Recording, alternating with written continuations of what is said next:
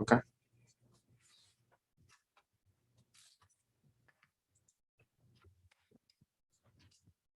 Tuesday, February 1st, 2022 council meeting is now hereby called to order. Can you take the roll call, please? Yes, sir. Councilman Brown. Present. Councilman Fields. Here. Councilwoman Miles. Present. Councilwoman Neville. Present. Councilman Pete. Here. Thank you. Vice Mayor Nickerson. Here. Mayor Wood. Present. Mayor, you have a quorum. Next, we'll have our invocation and our pledge of allegiance.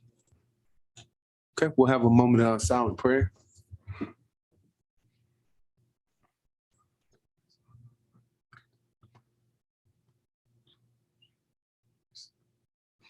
Amen. Please rise for the pledge.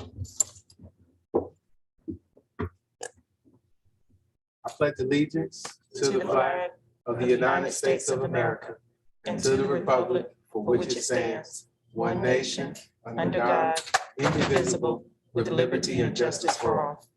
So be seated.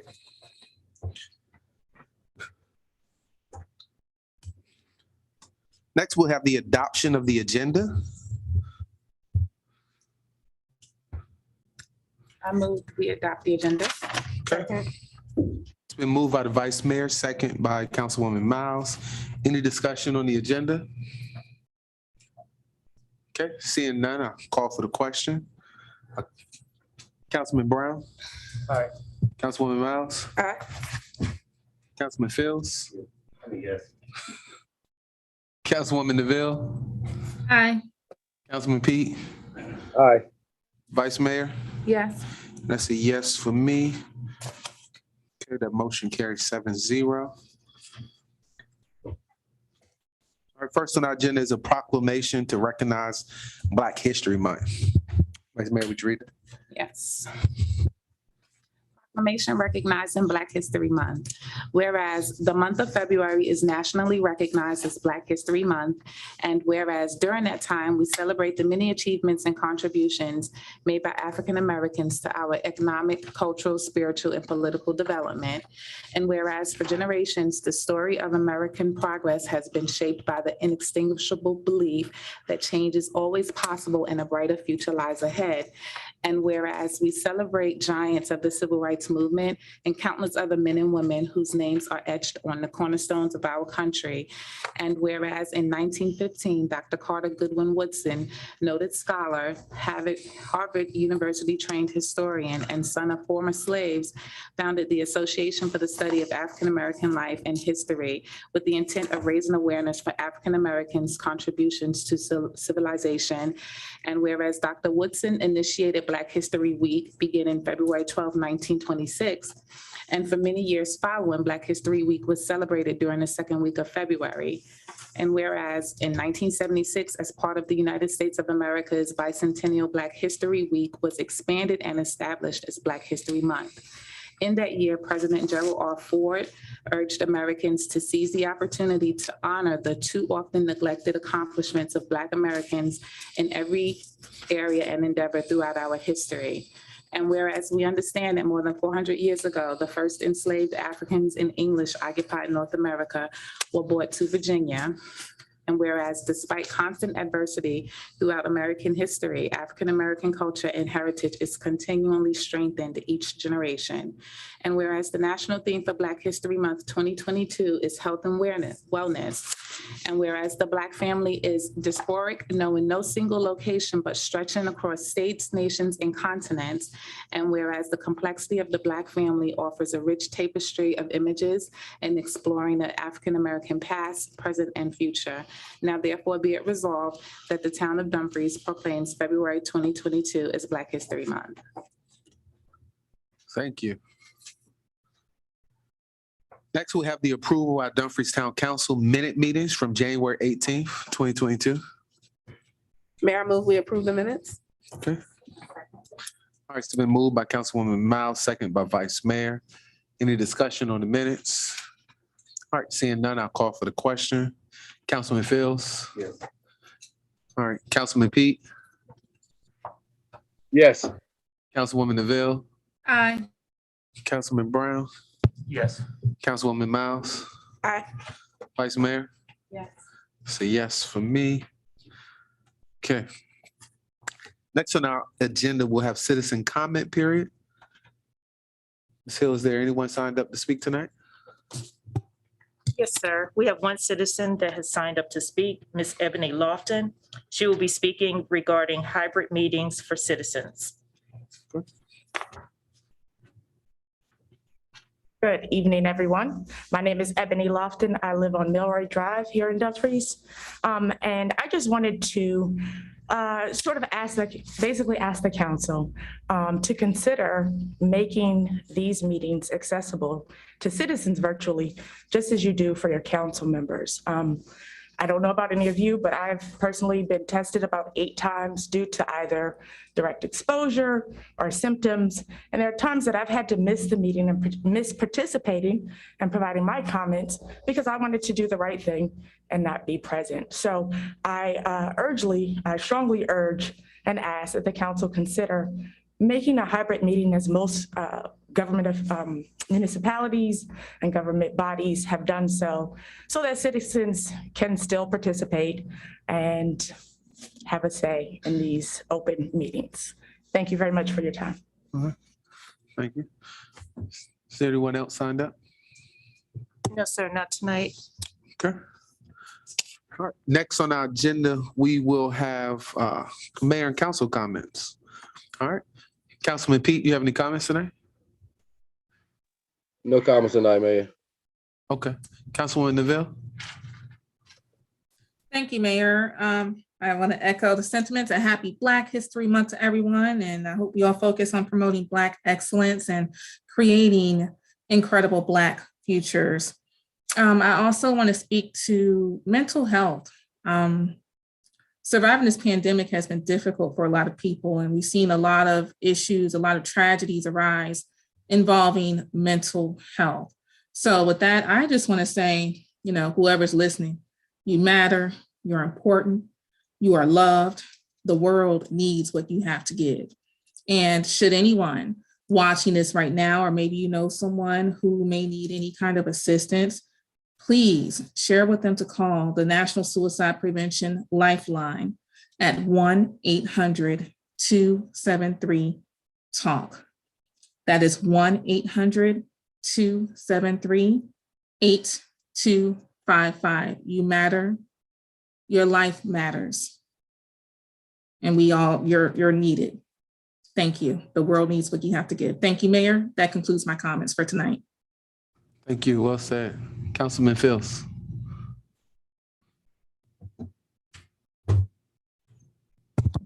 Good evening, everyone, and everyone's sentiments and proclamation that was passed by Black History Month. It is great to be a part of this, the first day of February, and promote your Black history, everyone. A couple other things I would like to say.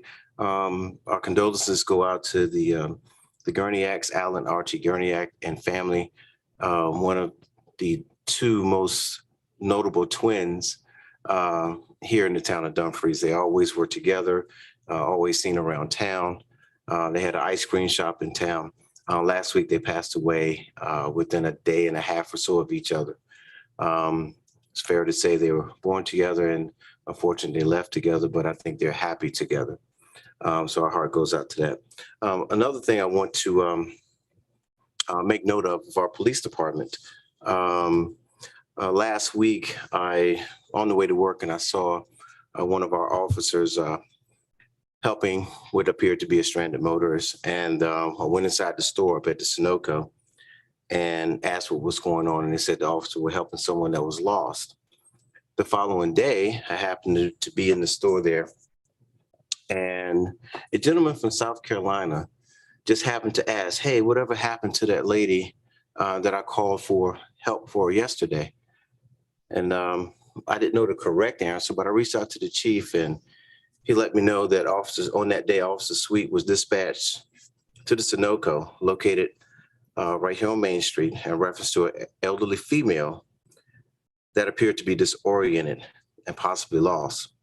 Officer Sweet responded, made contact with the female and identified her. She was born in 1944.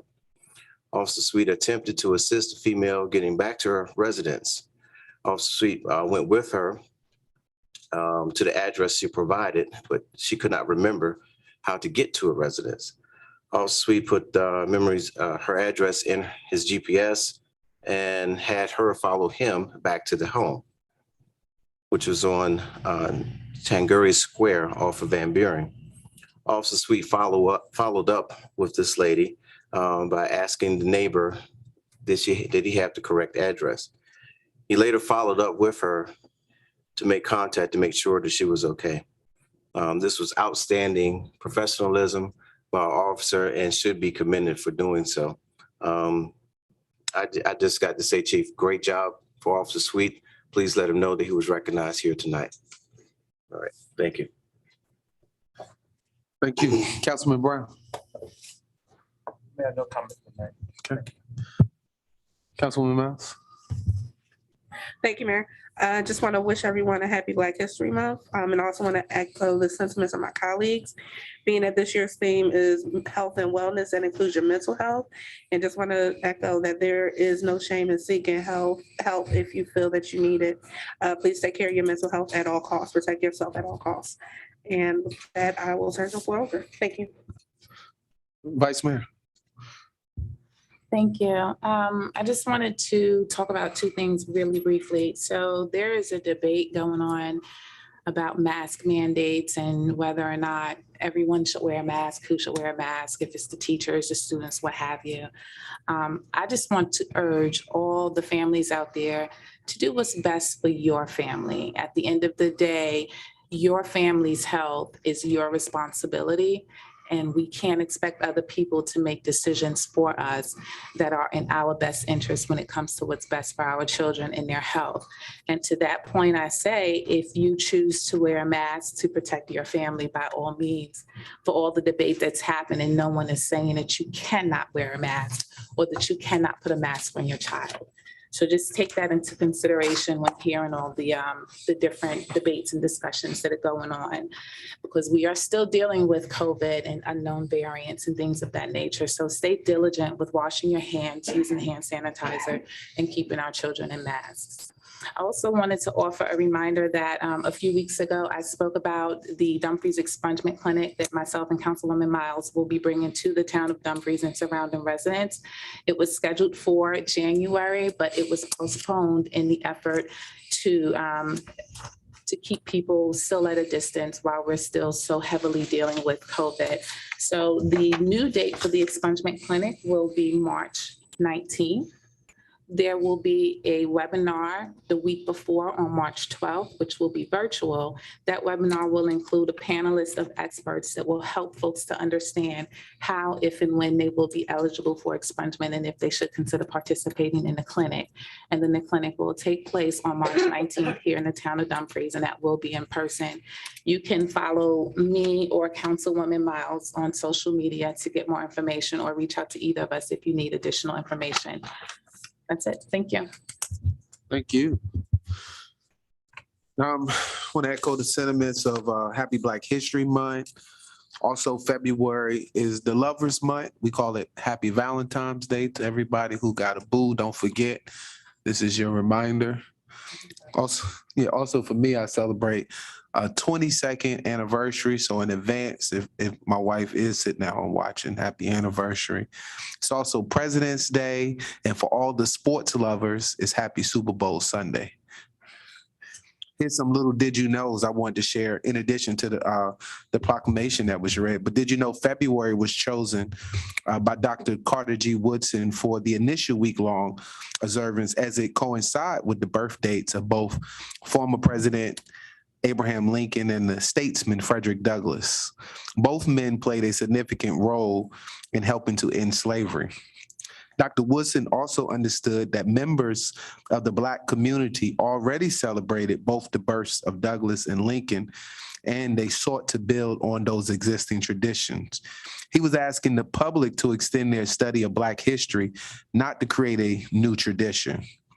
Initially, Black History Month was just a way of teaching students and young people about Black and African-American contributions, such stories had been largely forgotten and were a neglected part of the national narrative.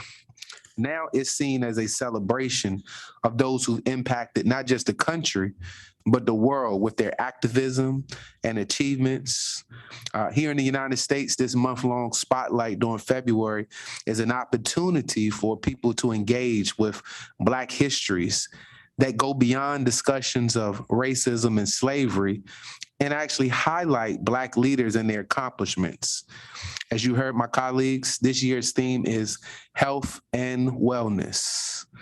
Here in the town of Dumfries, we are a community who's committed to healthy eating and active living. As a council, we have decided that we're committed, and it's in our budget and capital improvement plans to find solutions for healthier food options. We're committed to providing access to resources for testing sites and also vaccines right here in town.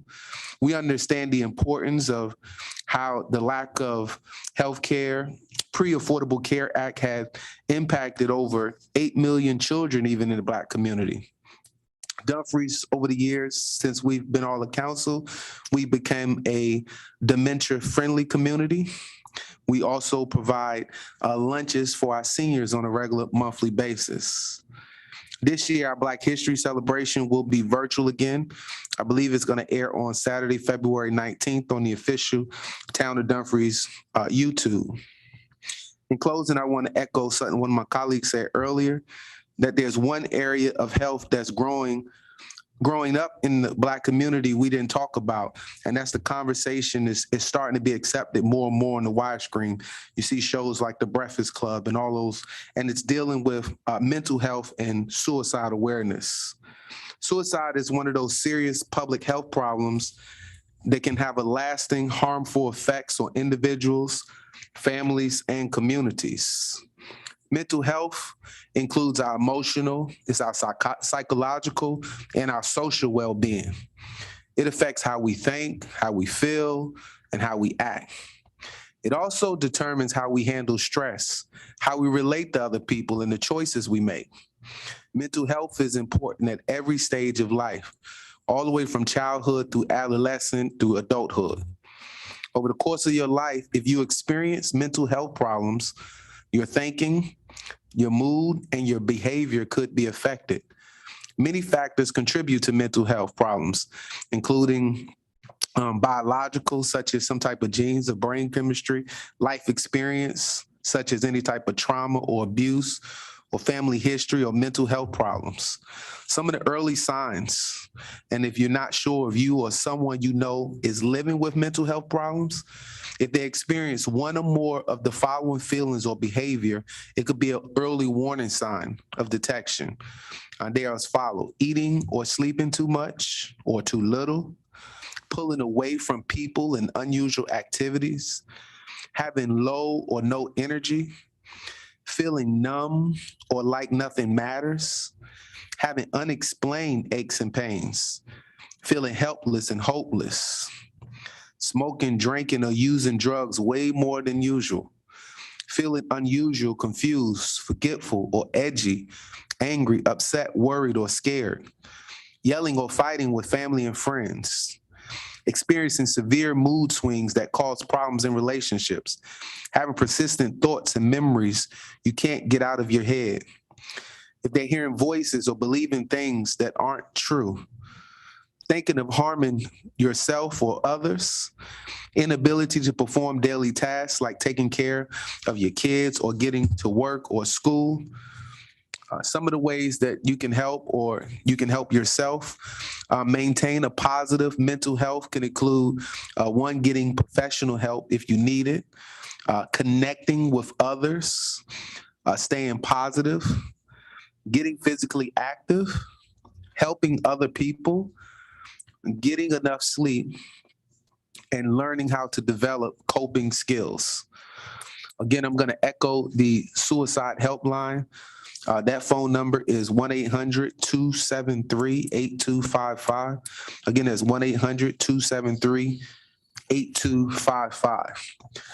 check in with each other, and it's okay not to be okay. Just share. Those are remarks for today. And next on our agenda is a report and presentation from our Boys and Girls Club.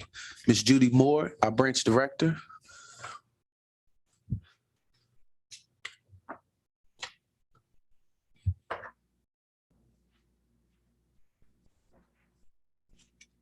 Good evening, everyone.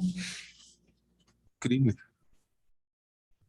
So we've had a little bit of change in our staff at the club. Mr. Brian Porter, who was our program director, has moved on to become a branch director at a club in Fairfax. And so we now have a new program director, Leslie Browder. He comes to us with a background in education and youth development, and he's been a really good addition to the club. He's been there since October and became our program director in December. So next slide, please. Membership. So our current membership, we are at 224 youth members. We've just had an update, so the slide is not correct. 23 of those are teens, and we are averaging 45 members in the club a day.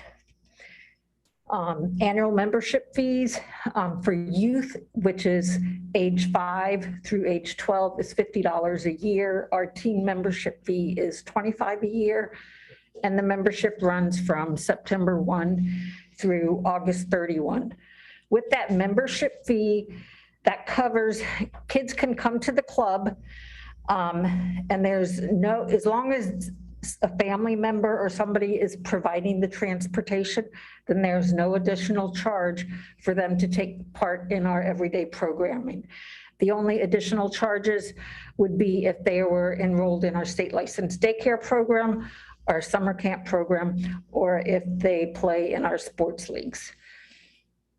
And then we have like 6 members from the town of Dumfries that are being scholarshiped right now. We had 4 youth from the town of Dumfries who came in for summer camp with on the town scholarship.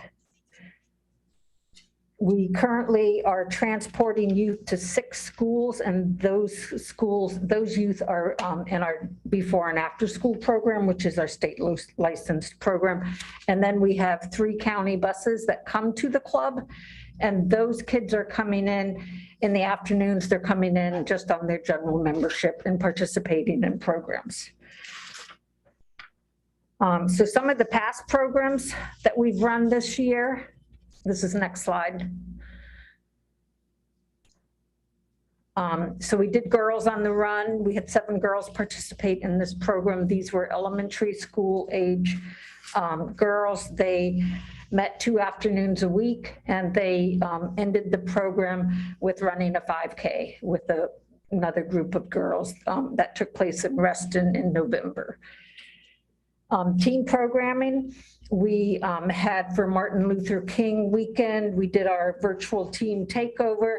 There were discussions about current issues that teens are facing, and then just other presenters who came and spoke to the teens. That was a virtual event, so there were teens from 15 different clubs in the greater Washington area who participated in that. And then we also ended the 2021 school year with our winter gala that was sponsored by the Woodbridge Rotary. It included dinner at the club for the kids, games, and then gifts for all of the kids who attended. This is just, the next slide is just a flyer of our MLK weekend and our teen takeover and what went on that weekend. And then some of our upcoming programs, we will be offering our Passport to Manhood, which is a group mentorship program for young men. We have it's at the elementary school level and then also at the middle school level. We are We'll be running some STEM programming. We've gotten some funding from Dominion Energy, so that will help us with our STEM programming for the upcoming year. We're continuing our Teen Takeover Tuesdays. Today it was another virtual event with the clubs competing against each other in Black History Month trivia. And there was also a cooking demonstration of some, it was a soul food cooking demonstration that somebody came and did for the kids. And then we have some new arts programming going on, which is, we'll be having a musical this spring. The practices for that are happening virtually until we get closer to the date of the performance, and then they'll bring the kids together. It's kids from all 15 clubs participating in this in all grade levels. And then there's also a once a month Wednesday afternoon art club where they're doing art history and just learning about different artists and different types of art. Some of the things that we're doing for Black History Month, this month, the kids will be creating some 3D art of famous people in history. We'll be doing timelines, and they will be doing some jewelry making. Next slide. So this is talking about our arts program. The musical that we'll be doing is The Lion King. So as we get closer to that, I'll be able to share more information. It has not been determined yet whether that will be an in-person performance or if it will be a virtual performance. That decision will be made in the next couple months as we watch the COVID numbers. And then the next slide, sports. So we did have our sports leagues for the fall winter season. We are wrapping those up this month. At the Heiser Club, we had one team of basketball players. It was for our 7 and 8 year olds. And then we had 3 volleyball teams. And the volleyball teams all played at the advanced level. So we had 3 high school volleyball teams. We're currently registering kids for our spring league. Spring league will start March 1st and will finish before the end of the school year.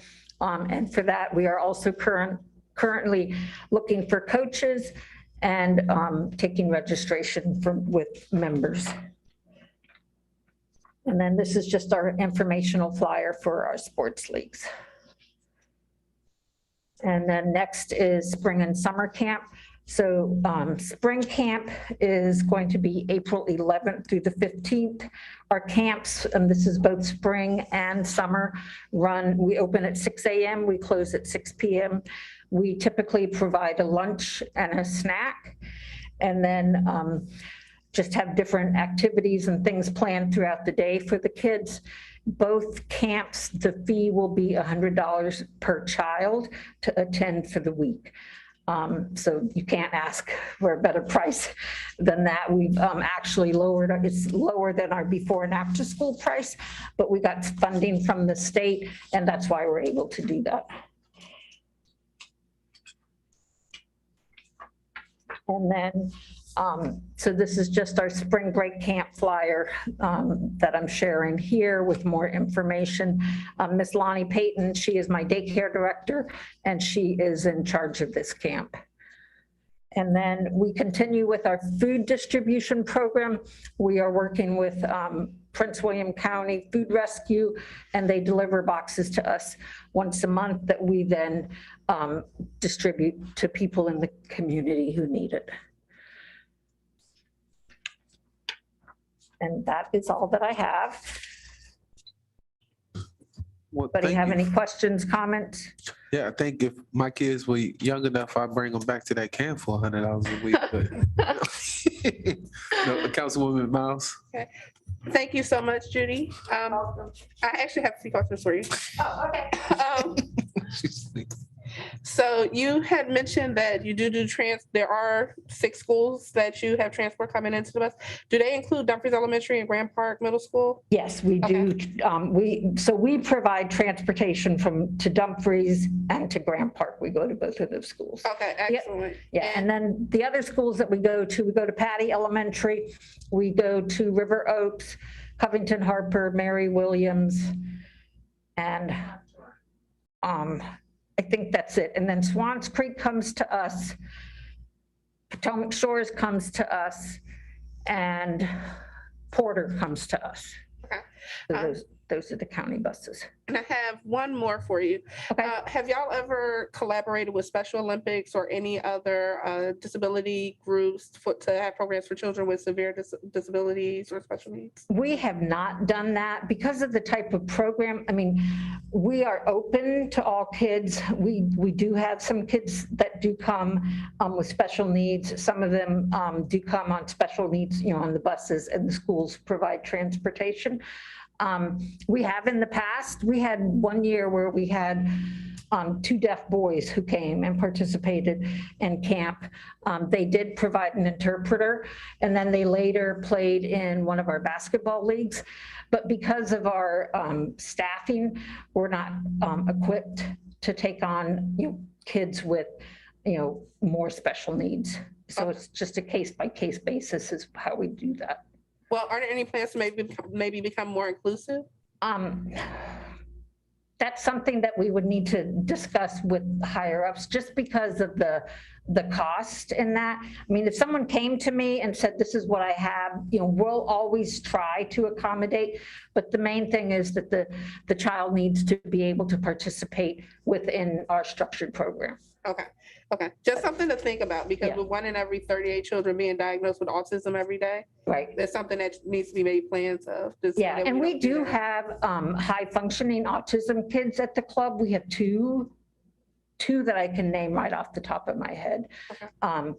But we've got kids with ADHD, we've got kids with those kinds of things, and we don't say no to those. It's more of a they just have to be able to function within our program. Okay. Is the main issue. Thank you. You're welcome. Vice Mayor? Yes. Oh, no, we'll just make sure. Anybody else? Yeah, Mr. Phillips here. Oh, and then Tyrone. Who's first? Okay, we'll go Mr. Fields, we'll go Pete, and then we'll come back to Brown. Okay. All right. I just want to give a compliment to your reports. Almost 6 years now I've been on council, and I've always enjoyed hearing the progress and the continuing progress and continuing outreach that we do for our community here. I do remember sometimes it wasn't good days, right, to have good reports, but I mean, more good than anything over the years. It's been great. So thank you for your service. Thank you. Mr. Pete? How you doing, Miss Judy? I'm doing well. I would like to say thank you for everything that you've done for our community. You and I have worked together many years to do a lot of things for these children. And I just want to continue to say thank you for all that you do for the community. And I've always said I wish it was a little closer to the townhouse community, so the children can be able to walk there and everything and not be in the dangers of the streets. But again, thank you for all that you do for the community. Keep striving. Well, we're happy to be here for you. Thank you, Ms. Judy. Councilman Brown? Thank you again for your presentation. You said currently you have 108 members. No. 108 members enrolled. Is that a number low for? This is a low number, and it's actually, in my presentation, we're at 224. We got updated membership records today. It is a low number. Pre-COVID, we were in the 600-700 with an average of 110 to 130 kids in the building a day. Since COVID, because more parents are at home and working from home, so they're able, so there's not the need. But and then some families aren't comfortable with their kids being out. We've also, since COVID, just had some really staffing difficulties. It's hard to get people to come to work. And I shouldn't say come to work, but so we have 3 full-time directors, and then everybody else is a part-time position. And it's been just hard. We've put out ads. People have responded to ads. We set up interviews, and we have no shows for interviews. And so we're dealing with the same employment staffing issues that everybody else is dealing with. Okay, well, that's good news. It's good news that the enrollment is not down because people don't want to come. Right. It's partly, we've had to limit our enrollment because we, right now, our adult to youth ratio, because of the high number of COVID cases, typically we're 1 to 20. And so because of the increase in the numbers, we are at a 1 to 10. So it's 1 adult to 10 kids, so we can keep our group smaller and not have 20 kids in a room, but just have 10 kids in a room. That makes it easier for us to remind them to, not be right on top of each other, to keep that 3 to 6 foot distance. But they're kids, and some of them do that well, some of them don't do that well. That's a struggle. Okay, well, thank you.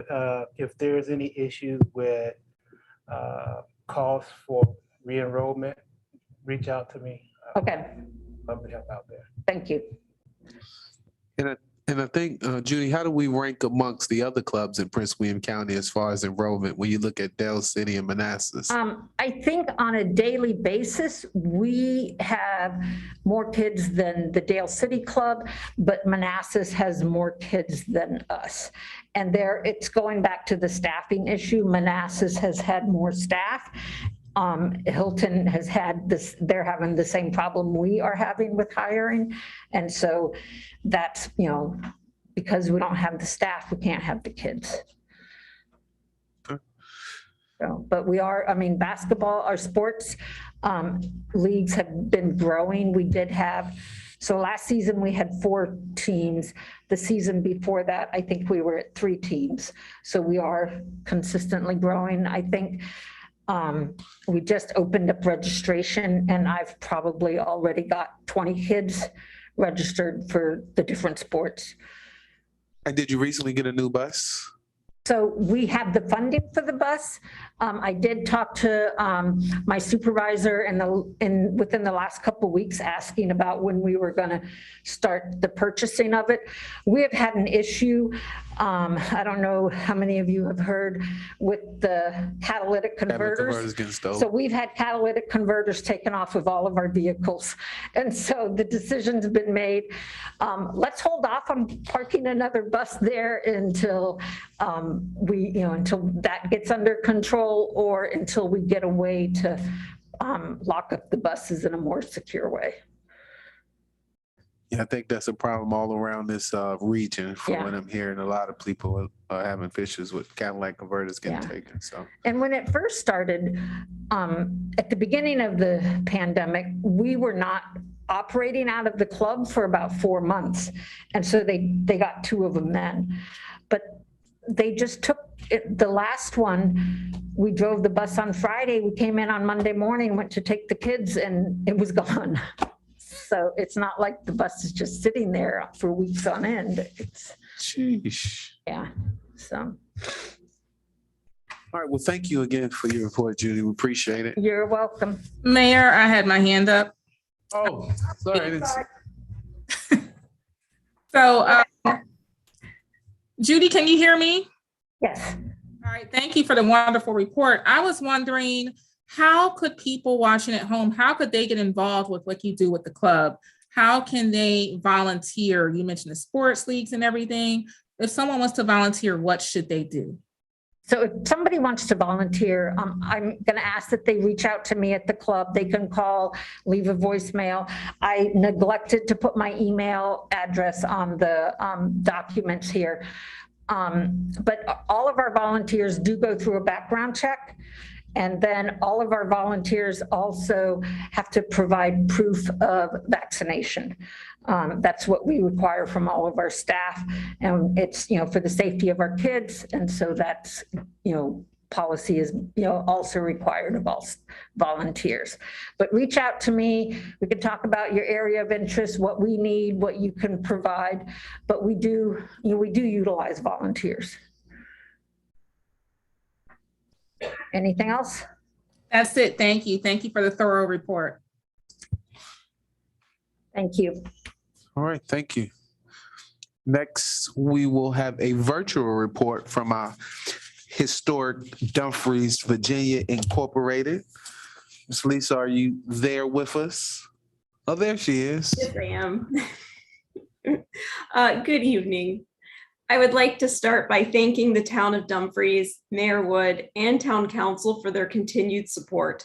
A special thanks to town employees as they helped clear snow from the property and provided landscape services for the downed trees and limbs in Merchant Park. Our past quarter saw tremendous activity for one of our most popular programs, Ghost Walks, and it attracted 148 participants. Prince William Living magazine featured the town of Dumfries and the Weems Spots Museum in their October magazine with a lighthearted article on our haunted town. During September and October, we worked with the Potomac Shores Trail Committee to offer historical walking trails, and we hope to resume those in the spring with warmer weather. Following the town of Dumfries Christmas parade, we offered our holiday festivities in the park, crafting festive winter kits for children to take home, and we thank all of our participants for making it a merry afternoon. Although the museum, the Weems Spots Museum, is closed for the winter, we are still offering many virtual programs. Our monthly Children's Day at the museum, sponsored by Colonial Downs Group program, will feature African-American folklore on Saturday, February 12th. And the Weems Spots Bibliophiles will focus on eclectic and odd short stories with our Down the Rabbit Hole theme on Saturday, February 26th. Instead of a face-to-face board game program this year, we are offering 3 free online opportunities to play games with us during lunch break during the week of the Valentine's Day holiday.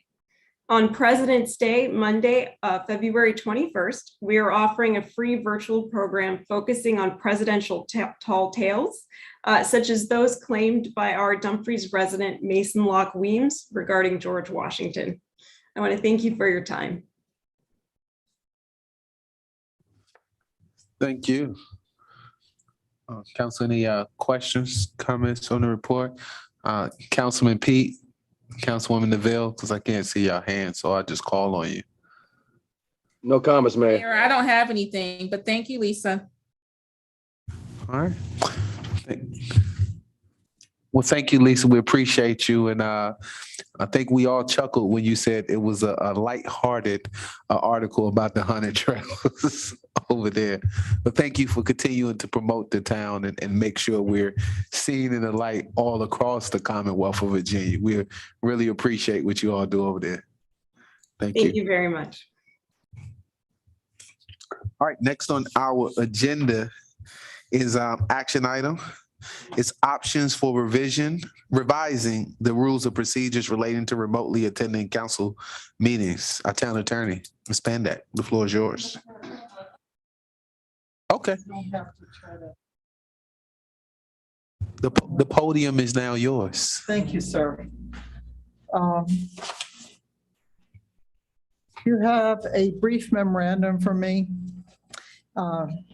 in front of you, as well as proposed options. You will recall that Vice Mayor Nickerson asked that I provide some options with respect to remote participation by individual council members.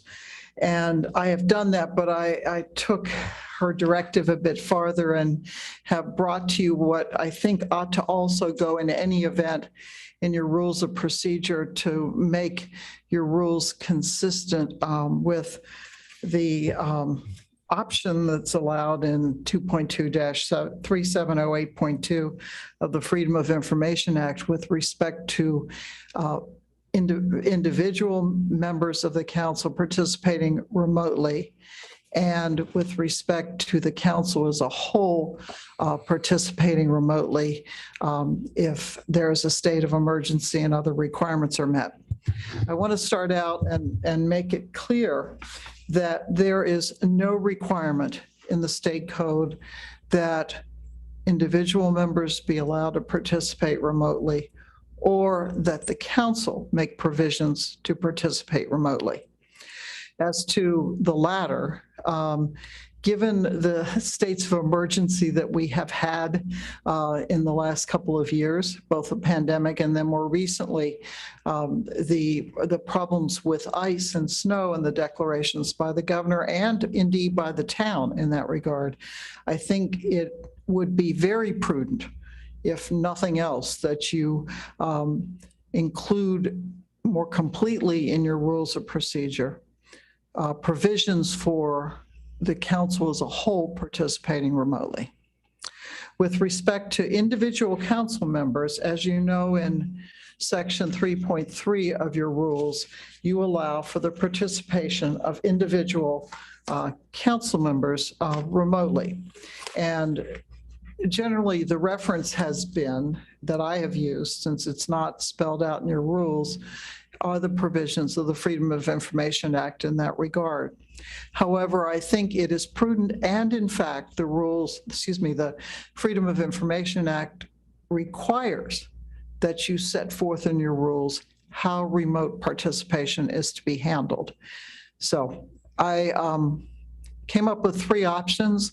I'm not a great mathematician, but there are permutations and variations that you could do upon some of these options.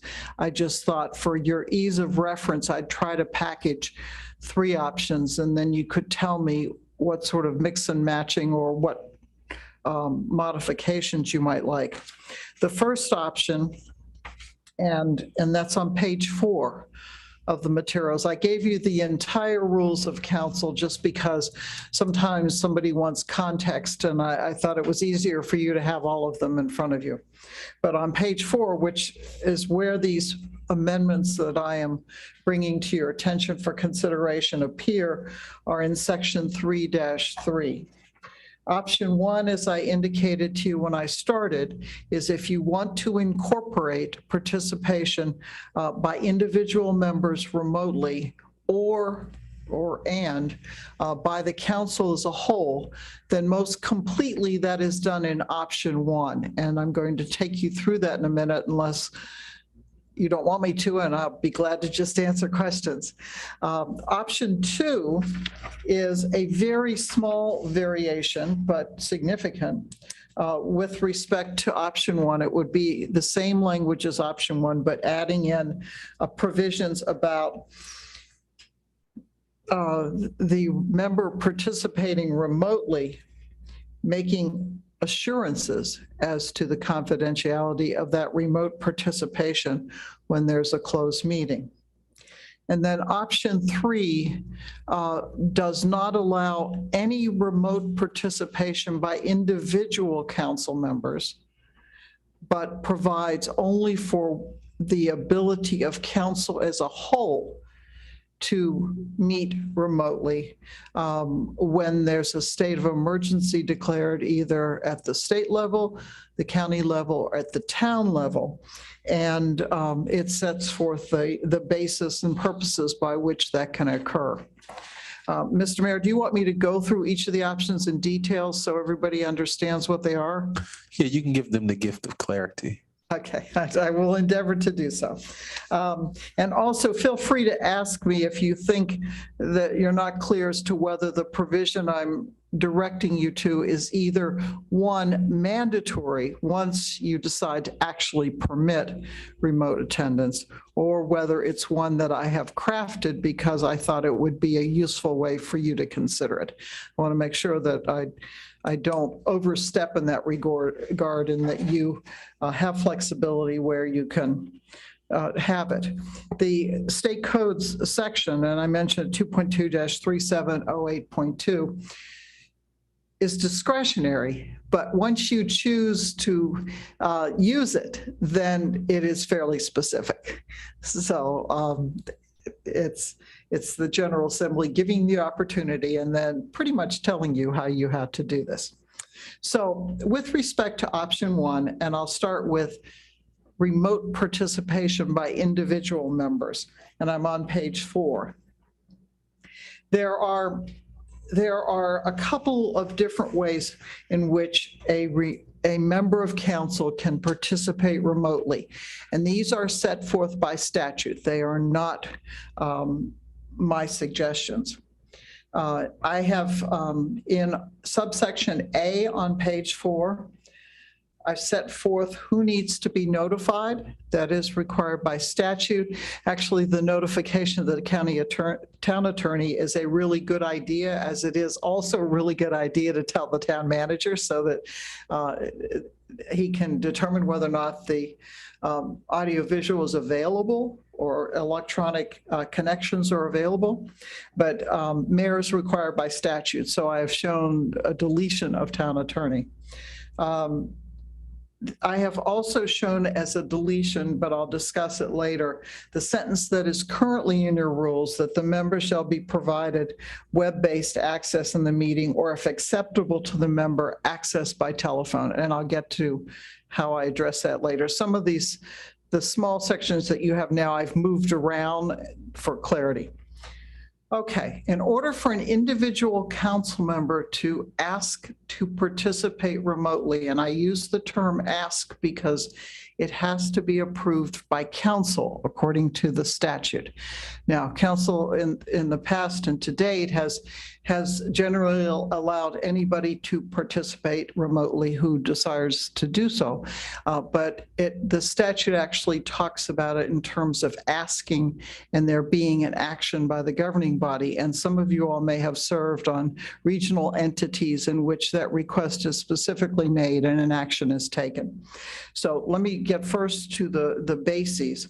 One is that the member must be unable to attend the meeting due to a temporary or permanent disability or other medical condition that prevents the member's physical presence, or a family member's medical condition that requires the member to provide for such family member, thereby preventing the member's physical attendance. Again, that's the statutory provision.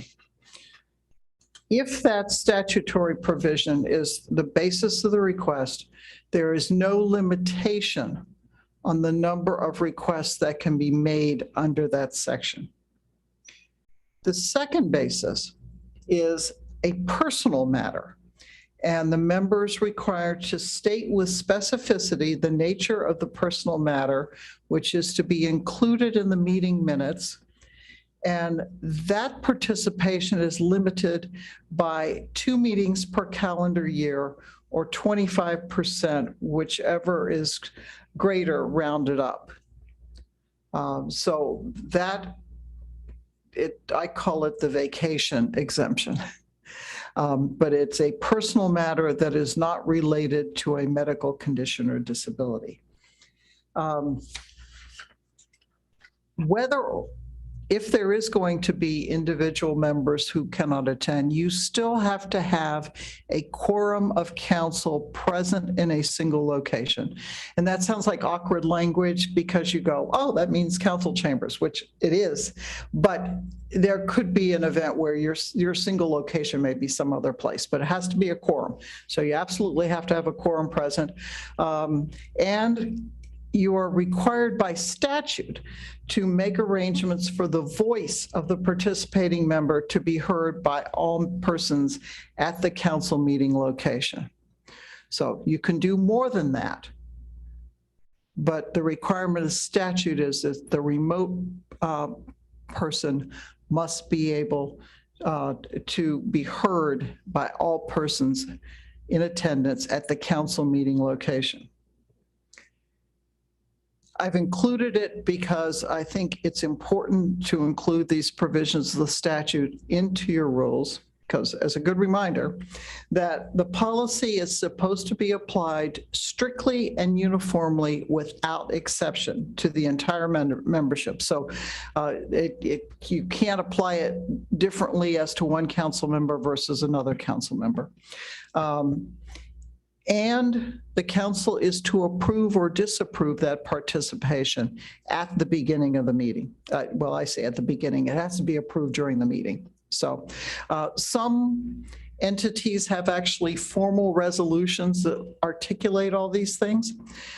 I could draft you one pretty readily. I didn't put it in there because I thought that given the nature of this body, that you might well just have the person articulate their reason why they want to participate remotely at the beginning, and then council could simply approve that or disapprove it.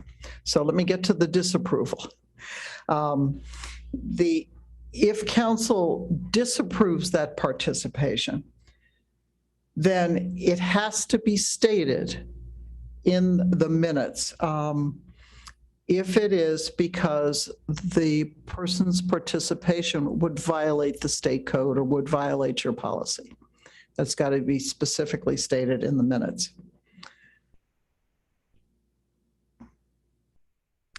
I then went on to address the issue of closed meeting, and this is where I do not have any statutory guidance because that is not in the statute. I will tell you, I think it's not in the statute because the General Assembly generally doesn't like closed meetings. And so they probably were focused more on the transparency aspects as opposed to the closed meeting. But I believe that there should be some provision in your rules to address closed meetings so that everybody is clear what rules you're going to have in that regard. So I've included the middle of page 5, still in subsection A, that the member participating remotely shall be provided access to closed meeting by telephone, and only if the member certifies that the member is in a location that ensures the confidentiality of closed meeting will not be breached or violated. Now, the reason I put in telephone is because, as I told you earlier, the statute requires that the person be heard. It doesn't require that the person be seen or anything else. So that is where, if you want to change that to be by some other means than by telephone, you certainly can do that. But I was, for purposes of my presenting something to you, I was trying to be consistent. With respect to the certification that the person is in a location that ensures confidentiality, as I said, the statute doesn't talk about closed meeting in this regard, but I thought that that was a key issue with respect to closed meeting generally. And so I thought it was appropriate for the member to be asked to indicate that, in fact, they're in a place where confidentiality can be ensured. So that section A relates all to individual member participations when there is a quorum of the body in a single location.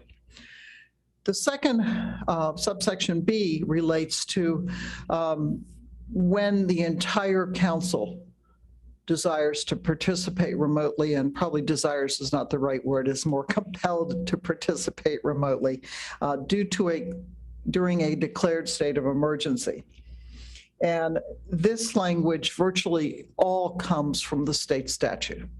So there has to be a declaration of a state of emergency by the governor, the county, or the town. And the catastrophic nature of the declared emergency makes it impracticable or unsafe for the council to assemble a quorum in a single location. And I would say that for the most part, the states of emergency that you have had would fit the unsafe. Impracticable, maybe, but with respect to the issues with the snow and the icing, but unsafe has largely been the reason. Secondly, that the purpose of the meeting is to provide for continuity of operations of the town or council or the discharge of its lawful purposes, duties, and responsibilities. So that I think is clearly not a problem with why you would be meeting. That a recording or transcript of the meeting is available in accordance with the timeframes that are in the state code, and those are kind of tight timeframes. The clerk has been quite good in trying to make sure that recordings are available. I think we're going to probably have to focus a little bit more on that just because it's pretty tight. The council makes arrangements for public access to such meeting through electronic communication means, including video conferencings if the council is using that. And the council provides the public with an opportunity to comment at those meetings when public comment is customarily received either virtually or in writing, to be provided to council either prior to or at the meeting. A couple of points in this regard. As a council, you are not required to have citizens' time. That's not a requirement of statute. If you have it routinely, then you need to figure out how to provide it when you are meeting as a council remotely. And somebody's, the ones that I'm most familiar with, will routinely have information on their website on how to provide that comment in writing on the website.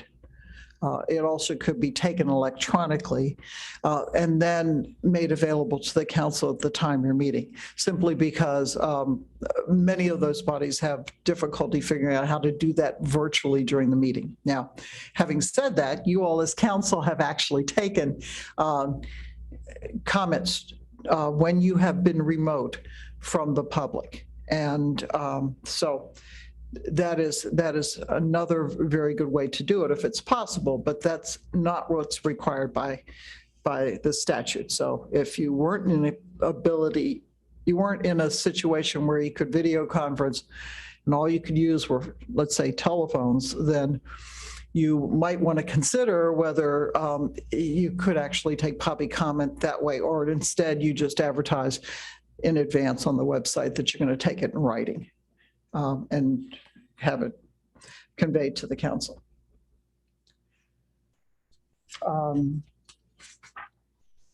Then there are requirements, and the clerk and I can work on this, and I think they have largely been included already in the minutes as to remote participation, both with respect to the council as a whole, or if an individual member is allowed to participate remotely. So that's option one. I don't know if you want to take questions on that, Mr. Mayor, before I go to two, or have me go through all three of them. We get a consensus. Yeah, we can go through the other two, go through them all, and then we can look at a consensus on which one. Okay. Option two is the same as option one with two variations. One is to actually require a written request form to participate remotely. And if you look at the very end of the documents that I sent you, there is a request to participate remotely form. And that form would be submitted by the individual council member in advance. And I've thought about this, and I didn't ask Ms. Hill, but it occurred to me that we need to make her life easy on this. And so having the request submitted in advance does not require her to go find somebody later on to get that request and complete the information. So that was the reason I think if you're going to do a form, it's appropriate to have it submitted in advance. That would allow for it to be, the information be conveyed to the entire council. It also includes at the bottom whatever action council took on the request. So it's kind of like a complete package document that would be put into the minutes. The second aspect of that, and it's in fact referenced in the request form as number 3, is a verification that the participation in the closed meeting remains confidential and is not disclosed to any unauthorized persons or entities. And my little brackets information about needs to be adapted is that it may be depending on whether you're going to require verifiable assurances or whether you're going to just require them to fill out this form. I may have to massage that language on the form if you decide to use the form, just to make it consistent. So that's option 2. And it largely, the changes there relate to using a form and then dealing with closed meeting. With respect to option 3, Option 3, as I mentioned at the beginning, allows for no individual participation remotely. It only allows for the council to meet as a whole virtually if there's a state of emergency and it is impracticable or unsafe for a quorum to be convened in one place. So that, even though the other two options largely detail the statute and are more or less, they're more or less like what you are doing now in the sense of having both remote participation by individual members and the ability to participate remotely as a council. Option 3 would remove it, the ability for individual members to participate remotely. So the other provisions with respect to the council meeting as a body remotely are the same that are in option 1. So with that, I'd be glad to answer any questions and tell you whether any variations, that you might want to have that work within these options or different options, if that's the council's will. Okay. Vice Mayor. Ms. Pandak, I appreciate how deeply you dove into all of this. I want to go back to the very beginning. Did I hear correctly? Did you say that there's no legal language that supports accommodating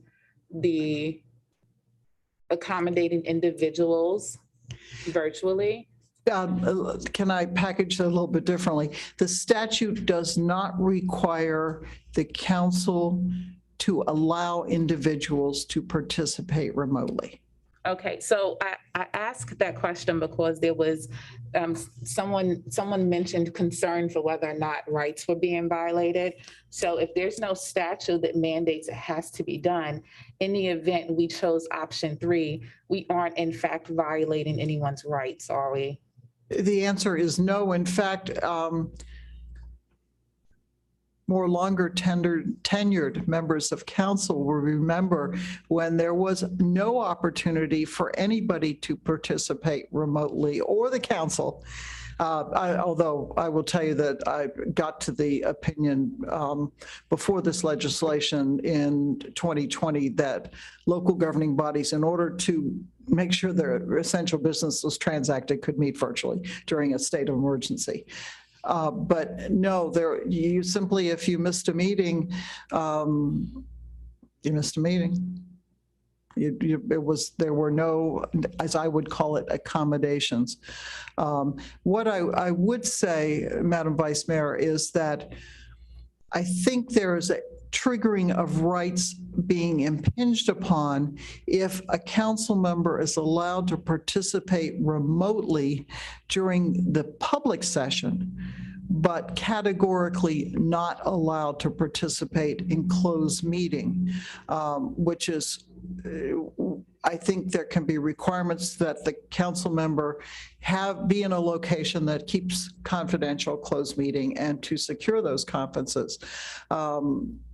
But I do not believe that council can say, no, you cannot be in closed meeting, which is why I used my example, at least for purposes of discussion with you, being available in that closed meeting by telephone, because the statute talks about in open meeting, the minimal requirement that the member be allowed, can be heard. So that's why I made those two, but that's up to the council how you want to address that. That's my question for now. Thank you. Councilwoman Miles. Okay. Thank you, Mayor. Thank you, Ms. Pandak, for putting this presentation together and for going over with us so thoroughly. I do have a question, but I do want to say up front, I don't support options 2 or 3. I just feel they're too restrictive. I think in the society that we live in now, we do have to have an option for remote things happen. Outside of a declared emergency, we do have to have an option to call in or attend remotely. And then also, I think 24 hours might be a little too restrictive as well, because if you have an emergency, you may not necessarily have 24 hours. But I do have a question about option 1, where it says, sorry, bear with me. By means acceptable to the member. In those short fuse situations that I was just describing, let's say you have an emergency, you have a work emergency, you have a personal emergency, what might be acceptable to the member may not be what is possible for the staff to make happen if you have, let's say you have a couple hours, let's say it's 45 minutes. So would it compromise the document to take that part out, as if we put insert language here to say what is possible for the staff to make happen considering the time frame? Is there another way we can work this? So we're in compliance with state code? That's a good question. Actually, I should make clear that I have deleted the provision about web-based access if acceptable to the member. That's in your current rules. So I've recommended that for deletion, at least for discussion purposes. What I have put in, and this is at the top of page 5, is council shall make arrangements for the voice of the remote participating member to be heard by all persons at the council meeting location. Now, that is the minimum required by statute. I think that it is prudent, as you indicate, Councilwoman Miles, that the staff be able to readily make whatever access is being given available. And the 24 hours is in here in part to make sure that the staff has enough notice in order to do that. Now, I would say that the town manager and the clerk have done very well on making access, remote access available. On some of my other groups that I represent, there have been problems at times in making access available. Sometimes it was the members' problem that was creating it, when the member didn't want to use telephones and wanted to use some other form of connection. Sometimes it was just because the entity system went down. And so they were not able to readily use anything other than telephones. So I do think the point is perhaps well taken, that there ought to be what I would call a flexibility clause in there that says something to the effect, assuming that the staff can make it available. Because while you all haven't perhaps experienced those issues, I have seen them happen with other entities, and it's great you haven't, but maybe there is a problem there sometimes that you want to be in favor, deal with. Councilman Brown. Thank you, Ms. Pantek. Thorough as usual. So I agree with Councilwoman Miles. 2 and 3 is definitely not something that I'm interested in supporting. However, I think as far as accommodations for what type of communication, I think that need to be clear in this. I think to be safe, and this is just Councilman Brown, telephone. I took last council meeting, we had to scratch one of the agenda items because we did not have a method to do the closed session. And a mere telephone could accomplish that. So I'm really looking at, does it stop movement of this council? What can we provide for anyone that's not going to be in the chamber that will prevent us from conducting business? So my question is, if we have a quorum because of someone that's web-based and we have to go into closed session, and because that person is not available, we may not have a quorum. No, you will always have to have a quorum in order to even have the closed meeting. You need to have a quorum in council chambers in order to allow anybody to participate remotely. So you will have to have your quorum here. And so if 4 members of council decide they have medical or personal reasons, to not come here, you will not be able to meet. Okay, that clears my thing. The other thing that I want this to put out is that we set the precedence here by not being in the chamber. And it could be a medical issue, it could be emergency, but if everyone on council had emergency continuously, and we have citizens sitting here in the council, that just doesn't look well. It doesn't look well. So I understand that there's medical issues, there's emergencies, but we need to make the best effort we can to get into council. And I'll just leave it at that.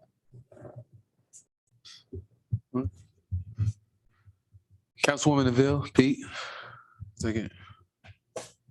Councilwoman Neville. Yes, thank you, Mayor. Of course, I have a few things to bring up here. I understand we're following state code, but I think it would be good. I guess we're not going over this entire document tonight, which is fine. But I think as a town, there are things we could consider, like right now.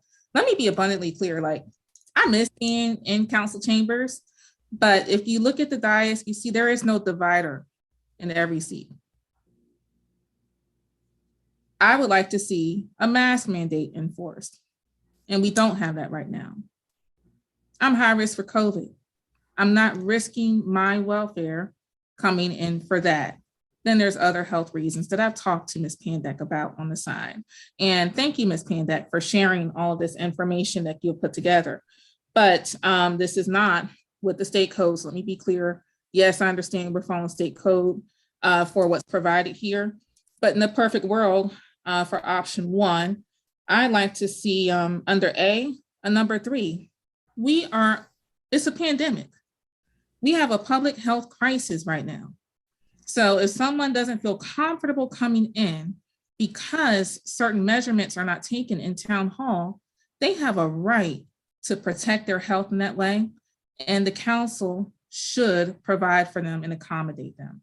That is how I feel. So yes, personally, I would like to see a 3. And I'll reiterate the fact that, yes, I prefer to be in my seat with a divider and a mask mandate enforced. Let's see, going back, I understand, I hear the information about being heard, having phone-based. I prefer web-based. But one thing I am not hearing in closed session, if it is a phone, this still involves the purchasing of technology. We need teleconferencing materials, so there's a dial-in number back there. Not only is it important so the person who is remote is heard, they need to be able to hear you. Because in the meeting January of 2021, when I was on speakerphone, I could not hear everything. So I think we're focusing on being able to hear the voice of the person who is physically not there, but I'm not hearing anything in conversation as far as the remote person's ability to hear what's going on in the room.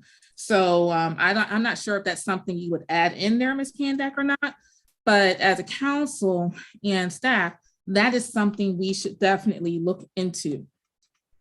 So, and let me also add, I would prefer web-based, but as far as a phone, we need to make sure the person is seen, well, they're heard, and that they can hear everyone else. And option 2, let me be clear again, I prefer option 1. Option 2 with the form, because we're talking about time, and I echo Councilwoman Miles' statements as well. Sometimes we don't have 24 hours notice. But in a time with all this technology, I feel like the form should be digitized. And I'd like to see some language about the confidentiality, because if someone cannot make the meeting due to a personal matter, I'd like some reiteration, some kind of confirmation there that it will be handled, in a personnel kind of way. I don't care for everyone to gossip about whatever a personal reason is. Someone cannot be present. So that should be confidential. I'd like to see something spoken to the confidentiality should we decide to move in a way where we are implementing a form to request this time to be virtual.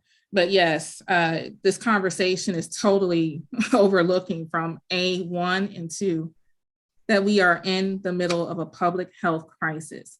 And although some people are more comfortable going about their regular lives, and I get it, it's the worst case of cabin fever we've all ever endured in our lifetimes.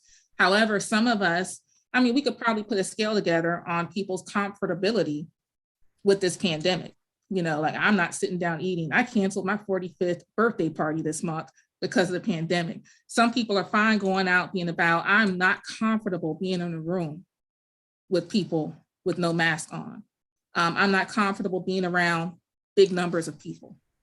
And that's not everyone's comfort, but I don't feel I should be forced to come in or I'm blocked from closed session as an elected official. So that's all I'll say for right now, and I'll circle back if necessary. Thank you, Mayor. Mr. Mayor, do you want me to respond to a couple of Councilwoman Aville's points, or you want me to wait till you're done? Yeah, we could wait and get all of this because this is probably all add up. Councilman Pete? I just like to support option 1. I definitely not option 3. And the same with me. If we're moving in with option 2, that we have the proper time to get the paperwork in, if that's the option that we're choosing. But as of right now, for me, I'm looking in favor of 1. That's all, Mayor. Councilman Phillips? We got some good options here.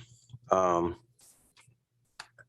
I cannot say that one is better than the other, one is worse than the other. I think we can collaborate on that a little bit further at another time, because we're not taking the vote on it tonight, correct? Okay. I've heard everyone's comments, and my belief is that we are elected to serve the people. And serving the people is right here in this building, on this dais. That's the way it used to be, I think, when I came on. And I remember one exception, and that was for Mrs. Washington with Mr. Washington, I believe. And I think we did a very good job of accommodating by telephone then. So I'm going to leave it at that.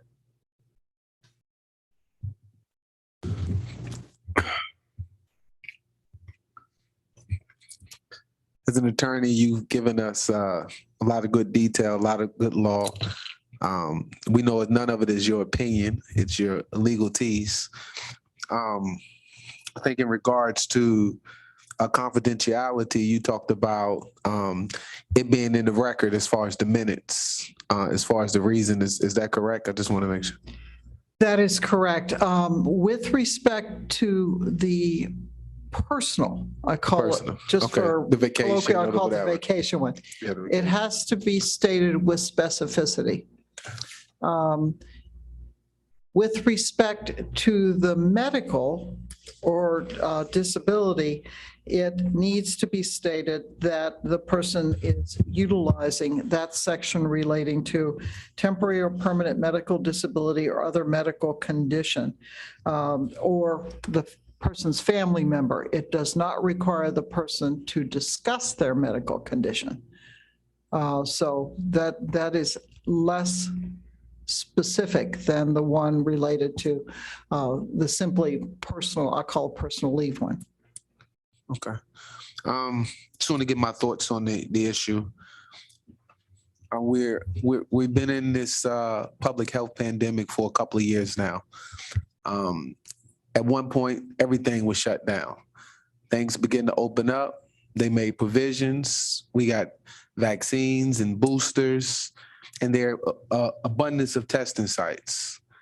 With regards to seating, if we need to make provisions and put the town manager and the town attorney in the seats there and utilize these tables up here, we can do that as well. But if, as Councilman Phil said, if we're all elected to do a job and to do a work, and our job and the people and everybody else on the team is coming in, General Assembly is going, Congress, everybody is going back to do the work of the people. If we make a decision collectively and say, okay, then we're all virtual, then I'm of that opinion. But I'm okay with option one if that's what the body and the council wants to do. So I'll support whatever decision we make up here. But I'm out. I'm in the community. I'm talking to people. So I'm out in the community. I have no problem with it.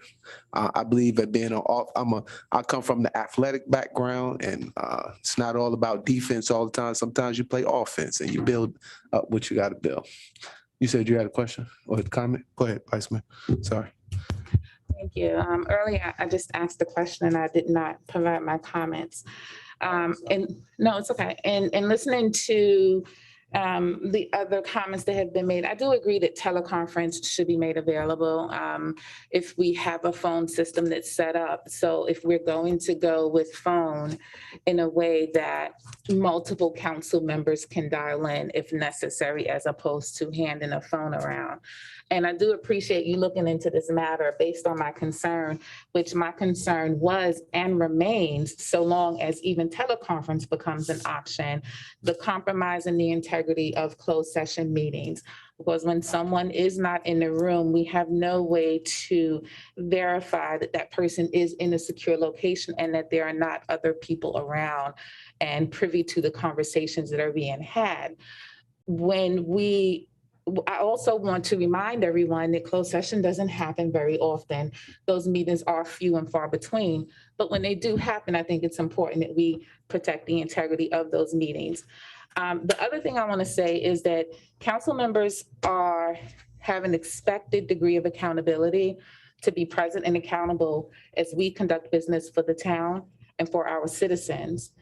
And the same way that council members can participate in other businesses or other meetings, I think it's just as important that we put forth a valiant effort to be here in person if that's what's necessary. And clearly it is, because we are no longer meeting as a council remotely. So if we can put forth the effort to be in other places and other events and conduct other business, we owe that same amount of accountability and respect to our citizens. Thank you. Oh, and with that said, I agree with option one. Mr. Mayor, if I might, I thought I heard a couple of questions and I just thought maybe it would be useful for me. Councilwoman Miles mentioned the 24 hours not being always possible. The statute only says on or before the day of the meeting. The 24 hours is actually in your current rules. So if you want to say on or before the day of the meeting, you could do that. It does, again, it could affect the staff's ability to ensure that you actually have certain electronic means, but which I think was some of the discussion that council had when you first adopted that and came up with 24 hours, but my memory may not be correct on that. So that's one where if you can, you might want to change it to 24 hours in advance if possible, and right now it says at least. So I leave that to you all. That you've got flexibility on. The second one was with respect to whatever form of technology you allow for that remote participation. If you're gonna, you may want to add the caveat in there if staff's determined that they can make it available. So again, second one. With respect to Councilwoman Neville's comment about adding a third option of the public health crisis, the answer is that would not be permitted by statute. But a person having physical condition that makes it problematic for them to attend would be under the first condition that I set forth. That is allowed by statute. I think the point is, would make sense for council to consider, as statute only says that the person who is participating remotely needs to everyone needs to be able to hear that person. But I think the council should consider whether or not, in terms of considering the types and possibility of remote participation, whether council can make the ability for the remote council person to hear as well. It seems logical to me, but again, that's a question with respect to technology. I think with respect to the verification of that the person is in a location that is confidential and they will not disclose closed meeting, I think at some level, the council needs to just realize that it's a matter of trust. Now, and you trust yourselves each time you go into closed meeting that you won't individually, whether or not you're here or whether you're participating remotely, that you won't reveal what went on in closed meeting. And that's a matter of trust. So I think to try to do the trust and verify, I think would be very difficult to try to come up with something that is reasonable for council to sort out as to what that verification is. But I leave that to you all if you think there's a way to do that. But I think that's what option one does with respect to having the member certify that they're in a location that ensures the confidentiality is for them to certify that. They could do that before going into closed meeting, or they could do it in closed meeting to tell the council. Option two actually has the member filling out a form that has that written certification in there. That's all I had in terms of specific notes. Thank you. And I was going to tell Councilman Phillips, there was one other time where we had a situation where we had to do it by telephone in the old chambers. We were discussing the student resource officer, and Councilwoman Forrester came down with a severe flu that same day and had to call in because it was her issue that was on the ballot. So it was two issues in the last 10 years prior to the public pandemic that we had to do by telephone, and it was just all we had was a phone sitting up on the dais. I'm gonna go around one time just to get a consensus on which option for Mrs. Pandak to prepare and then to bring it back to the next council meeting so we can move. And I think the consensus was one, but I'll go around just to make sure so that you have clarity. Councilman Pete, I see your thing is on. We're gonna go option 1, 2, or 3. One. And one for you. Okay, Councilwoman Neville. Option 1. Option 1 for you. Councilman Phillips. 1. You want 1? Okay, Councilman Brown. 1. 1. Okay, Councilwoman Miles.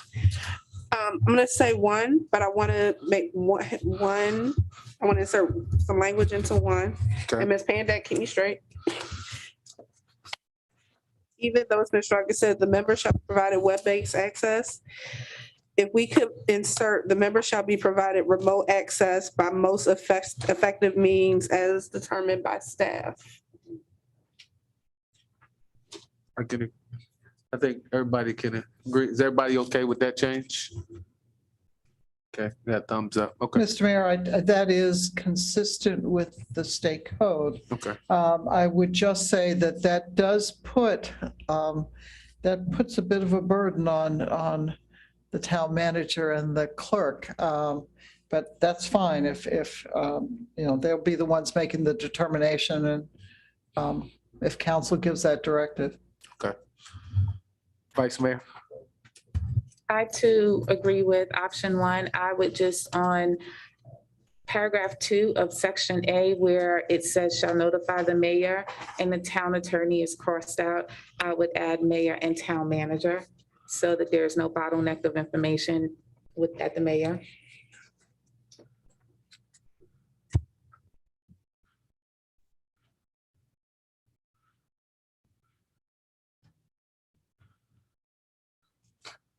And I'm comfortable with the consensus. So if you could just prepare that and we'll bring it to the next meeting. If I might, Mr. Mayor, just because there was some discussion about the 24 hours, is there any desire to change that from the at least 24 hours in advance? I think the language you came up with before was, what did we say? What was in the state 24 hours code? in advance. If No, possible. but it was something that you Well, had the said. state says code is on or before the day of the Yeah, meeting. on or before the meeting. That you could take out the 24 hours. You, sir. All right, I know we've been sitting here. Do council need a 10-minute break? There you go. Yeah, he said yes. All right, it's customary because we're healthy eating, active living community. We're gonna take a quick 10-minute recess. I have 8:35. We'll come back at 8:45 and we'll continue this. So we're in a brief recess.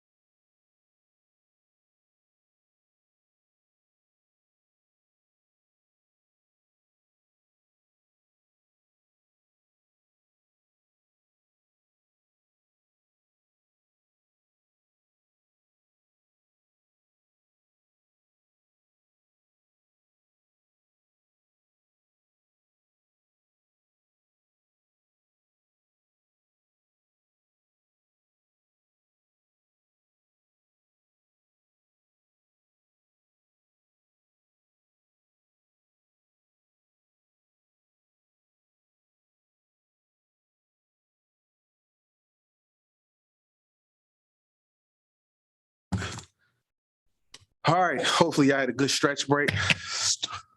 Call the meeting back to order. All right, next on the agenda is Councilman Pete. A motion directing the town manager to develop a plan for a multi-use building for the former rescue squad property. Councilman Pete. Thank you, Mayor. The children are our future. Imagine our townhouse and surrounding communities having walkable access for our children. They maybe could get into some arts and crafts, some help with their academics, a little guidance towards all TC, maybe some flag football, field trips, possibly even the STEAM program, which includes the science, technology, engineering, arts, and mechanics, and mathematicals, I'm sorry. Being provided the support and opportunities, our townhouse and surrounding children could excel in their community development along with their successful futures. Provided the space, our seniors could enjoy possibly a dance area, some arts and craft of their leisure, and maybe even some bingo. You know, my grandparents used to enjoy bingo at the recreational centers when I was in Fairfax County. An area where we could get some veggies and fruit and maybe do some swapping will be an awesome asset to our community. Again, the children are our future. With that being said, I would like to make a motion for council to direct the town manager to come up with a plan for a multi-use building for the townhouse and surrounding communities to include a recreational center for our youth that would include the STEAM program, the science, technology, engineering, arts, and mathematical, a use area for our seniors, and a farmer's markets. And if the town manager could come back with that to, back to council, let's say, 3 months, maybe May 1st, in the May meeting. That's all, man. Second. Can you state your motion one more time, Councilman Pete, because it was a little long, so we want to make sure, because I got to repeat everything you just said. So if you can get the motion clear. Yes. I would like to a council to direct the town manager to come up with a multi-use building for the townhouse and surrounding communities to include a recreational center for our youth that would include the STEAM program.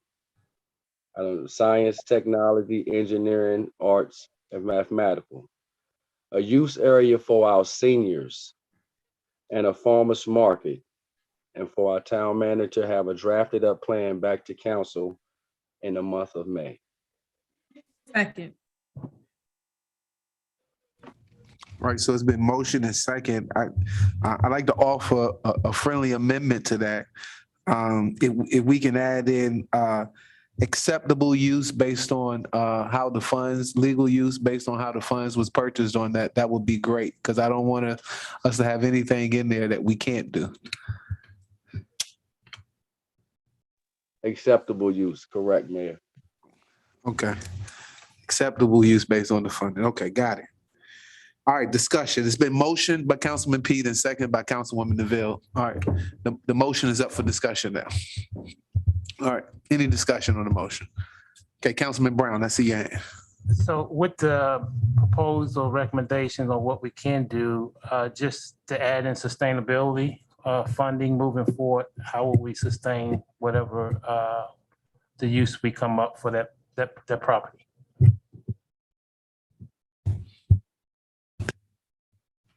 Okay. Who was the other hand I saw? Was it you, Vice Mayor? Go ahead, I'm sorry.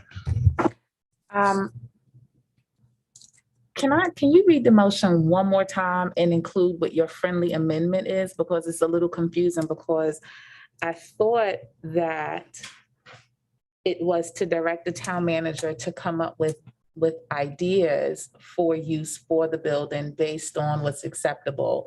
But now I thought I heard that the motion is specifically to make the building multi-use for recreation, et cetera. And then how did your amendment change what was said?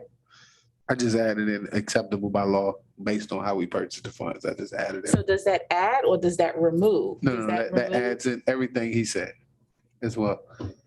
So make it multi-use for recreation, seniors, children, the farmer's market, townhome community, and acceptable based on funding.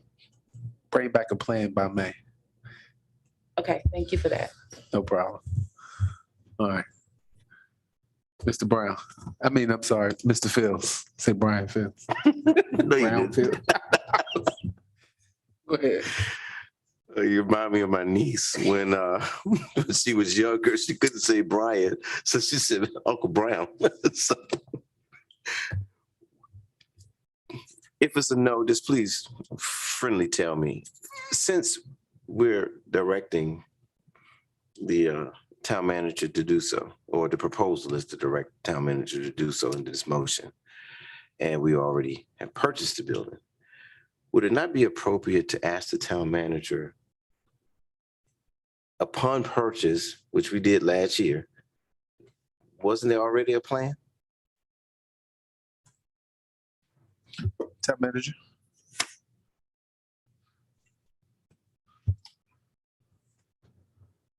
Thank you, Mayor.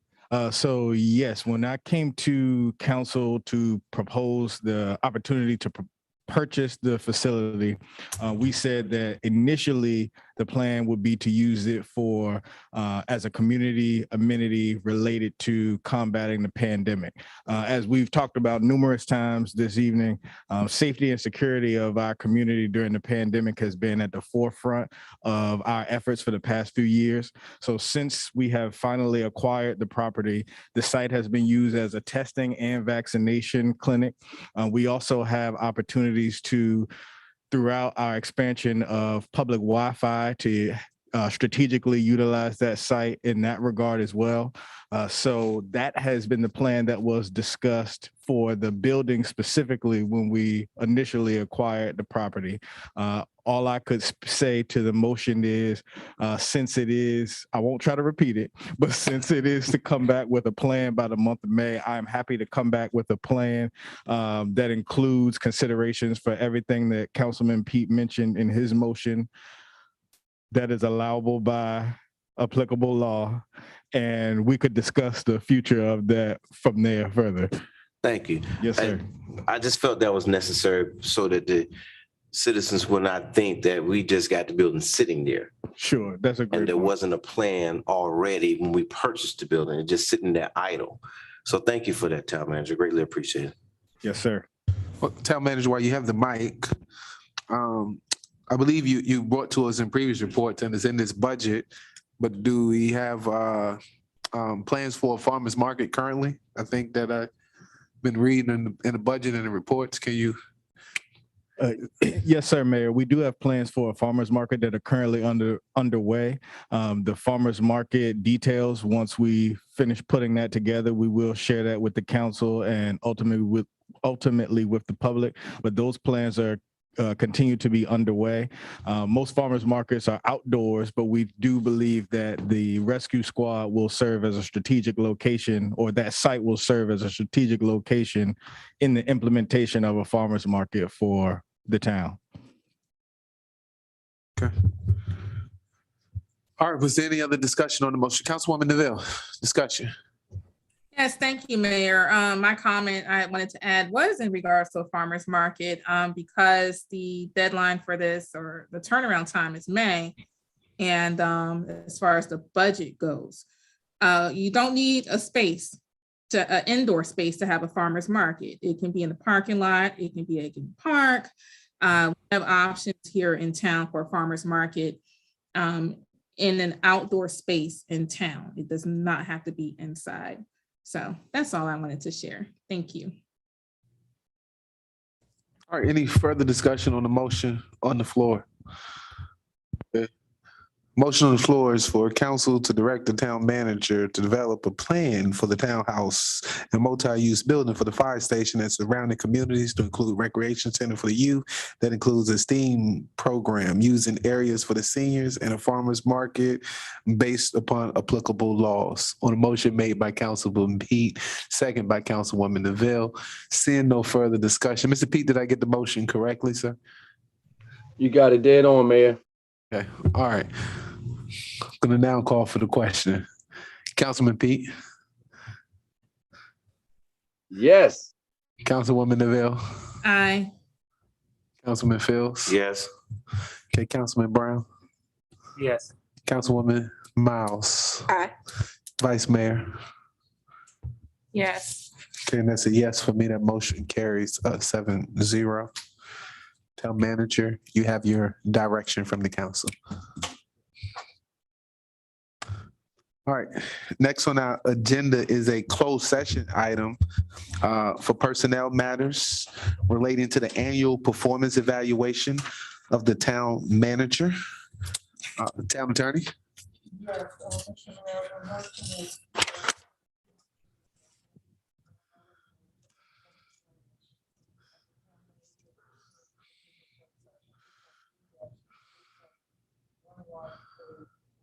Okay, and I'll read it for you all can hear it. That's Virginia Code 2.2-3711.alpha.1 is the Virginia code.